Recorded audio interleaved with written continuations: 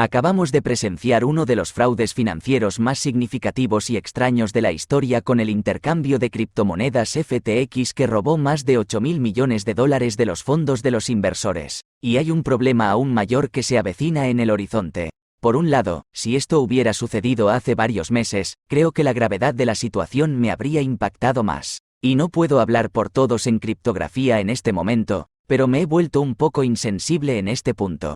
Si no está familiarizado con el panorama actual de las criptomonedas y recién ahora está entrando en el estado de calamidad, o si ya ha decidido enterrarlo profundamente en los rincones de su mente, permítame darle un repaso rápido en cuanto a qué ha pasado. En mayo de 2022, el fundador de la cripto Terra Luna fue acusado de robar $3.000 millones. En junio, Celsius Network colapsó después de malversar $5.000 millones de los fondos de los inversionistas. En julio, uno de los mayores ganadores de criptomonedas, Voyager, incumple casi $1.000 millones en préstamos a clientes. Luego, en noviembre, tenemos FTX, que es casi tan grande, si no más grande, que todos estos combinados.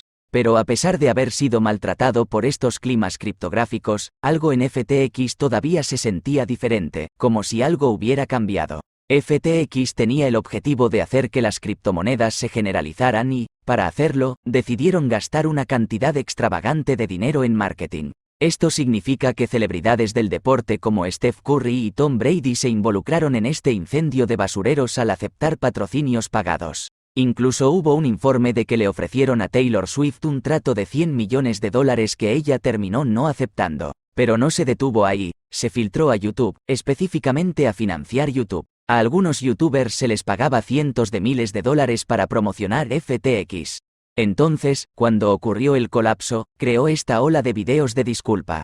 Y probablemente la parte más extraña de todo esto para mí fue que, junto con todos estos otros youtubers que hacían estos videos de disculpas, estaba el director ejecutivo, Sam Bankman-Fried, realizando su propia gira de disculpas, incluso siendo entrevistado por el New York Times.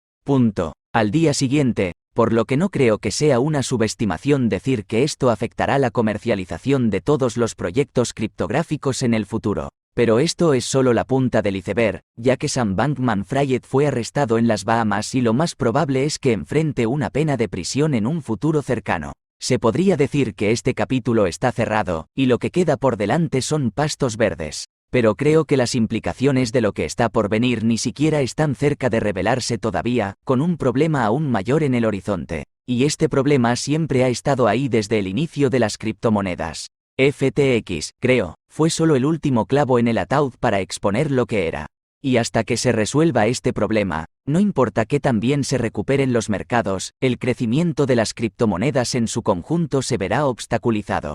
Pero para ver exactamente cuál es este problema y cómo se resolverá, debemos analizar dos de los fraudes financieros más grandes de la historia. Y para hacer eso, debemos viajar en el tiempo hasta 1934.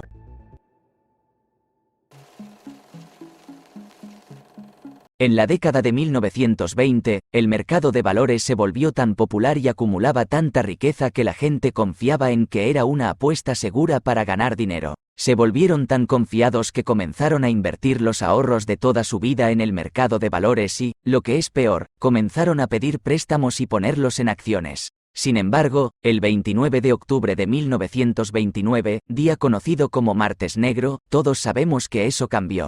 El mercado de valores colapsó, provocando corridas bancarias, donde la gente iba al banco a retirar todo su dinero. Pero estos bancos habían destinado la mayoría de sus fondos a personas que solicitaban préstamos para ponerlos en el mercado de valores. Y durante los próximos 4 años, casi 10.000 bancos colapsaron. Y todo este fracaso puede reducirse a un componente clave, y ese es realmente el mal uso de la confianza de la gente. La gente ya no podía confiar en los bancos y los sistemas financieros debido a la imprudencia de prestar dinero. Entonces, para remediar esto, el gobierno creó la SEC y algunas otras organizaciones en los próximos años que responsabilizarían a estas entidades. Avancemos rápidamente casi 70 años después hasta 2001, el escándalo financiero más grande de la historia. Recuerdo que esto se mencionó en cada clase de contabilidad que tomé en la universidad.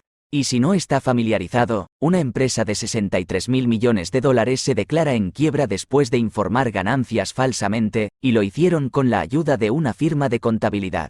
Las consecuencias de esto fueron tan drásticas que en realidad hizo que los inversores perdieran la confianza en el mercado de valores. Porque lógicamente, la idea era buena si Enron podía hacerlo, ¿qué impide que otras empresas hagan esto también? Para recuperar la confianza una vez más, el gobierno creó la ley Sarbanes-Oxley. Ahora, esto hace tres cosas principales, pero un aspecto clave de la ley Sarbanes-Oxley es que responsabiliza a los ejecutivos de alto nivel por prácticas contables falsas.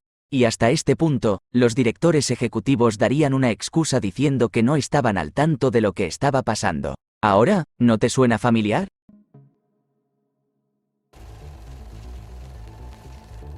Aquí estamos en la actualidad y en los últimos 7 meses, el criptomercado ha visto al menos $10.000 millones en fraude y más de $100.000 millones en empresas que han sido completamente desmanteladas a través de prácticas comerciales defectuosas que podrían haberse evitado en cualquier otro sector similar a los bancos en la década de 1930 y el mercado de valores a principios de la década de 2000.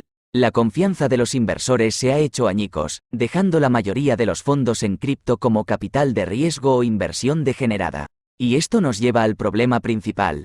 ¿Qué se va a hacer para recuperar la confianza de los inversores? No existe una versión criptográfica de la ley Sarbanes-Oxley. Sam Bankman-Fried estaba siendo interrogado por algunos de los entrevistadores más elitistas del mundo y pudo escabullirse de esas preguntas simplemente alegando ignorancia. Y ahora comienzan a surgir preguntas más importantes en la mente de los criptoinversores. Si no se hace nada, ¿realmente cambiará algo? Y personalmente creo que si no se hace nada para detener esto, más y más de estas personas seguirán apareciendo en los próximos años, robando miles de millones de dólares del dinero de los inversores.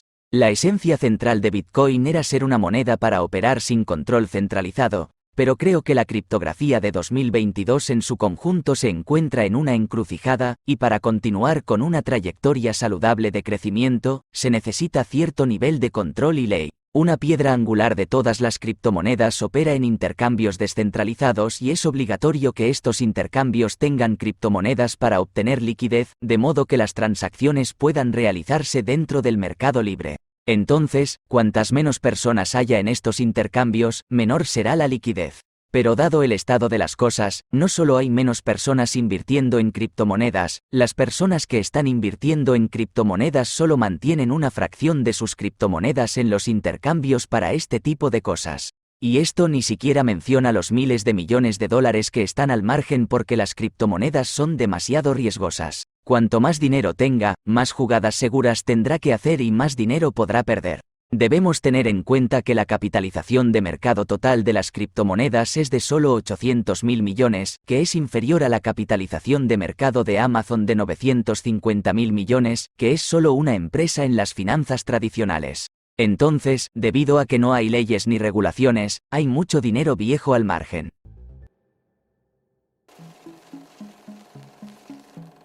Ahora, nos guste o no, la criptorregulación está en el horizonte. Hubo una audiencia en agosto pasado llamada el evento de Brookings que fue realizada por la CFTC que discutió esta misma conversación. Ahora, una de las razones por las que la regulación aún no ha entrado tanto en el mercado de las criptomonedas es porque estamos tratando de decidir qué entidad gobernante debería ser el policía aquí. La SEC regula los valores y la CFTC regula las materias primas y los derivados, y todavía estamos tratando de clasificar en qué cubo se encuentra la criptografía. Sin embargo, el presidente afirmó que habíamos pasado la etapa de incubadora y los activos digitales han superado sus cajas de arena, y la caja de arena mucho más grande en la que todos jugamos es la de las finanzas tradicionales. Y luego se planteó la pregunta, ¿serán tan grandes estos colapsos criptográficos o este sucio sector de las finanzas que los colapsos realmente afectarán a los mercados tradicionales?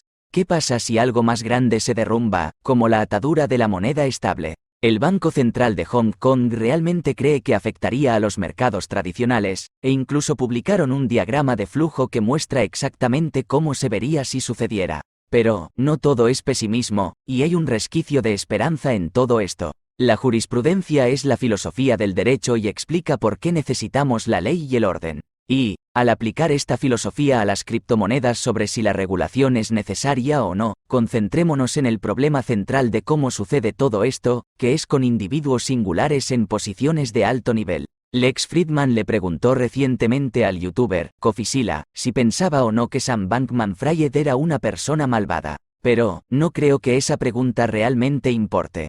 Hay una faceta de la jurisprudencia llamada teoría de la fachada, y esta teoría establece que esta civilización es una fina fachada, y debajo es donde residen todas nuestras tendencias animales. Entonces, dice que cuando sucede algo terrible, vamos a actuar en el mejor interés de nosotros mismos. Pero ha habido evidencia abrumadora en las últimas décadas que indica lo contrario. Mira cómo evolucionaron los humanos. Había 13 especies de neandertales, y nosotros, como Homo sapiens, fuimos los únicos que sobrevivimos. Los científicos creían que la razón por la que lo hicimos fue porque teníamos cerebros más grandes, un coeficiente intelectual más alto y podíamos cooperar juntos. En la Segunda Guerra Mundial, cuando los psicólogos entrevistaron a soldados alemanes cerca de la última parte de la guerra y sabían que iban a perder, les preguntaron a estos soldados alemanes por qué continúan luchando. Y la respuesta fue por sus hermanos de armas con los que estaban peleando.